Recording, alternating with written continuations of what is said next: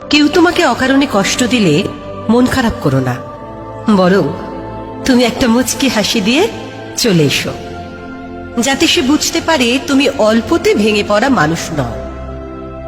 কিছু মানুষ আছে যারা শুধুমাত্র অন্যের দুর্বলতাকে হাতিয়ে নিয়ে খুব মজা পায়। পরে এরা সেই দুর্বলতার উপরে আঘাত দেয়, তারপর চোখের জল দেখে করুণা দেখাবে, কিন্তু মনে মনে ঠিকই পৈশাচিক আনন্দ উপভোগ করবে।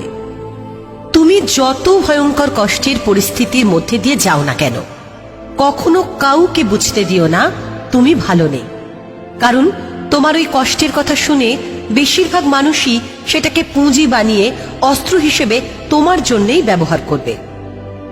প্রয়োজনে সৃষ্টিকর্তাকে ডাকো, তাকে সবকিছু খুলে বলো, তবুও দুনিয়ার কাউকে নিজের কষ্টের কথা শেয়ার করতে নেই, কারণ মানুষ সুখ ভাগাভাগি করতে পারলেও দুঃখকে ভাগ করে নিতে চায় না, বরং সেটা নিয়েই খোঁটা দেয়।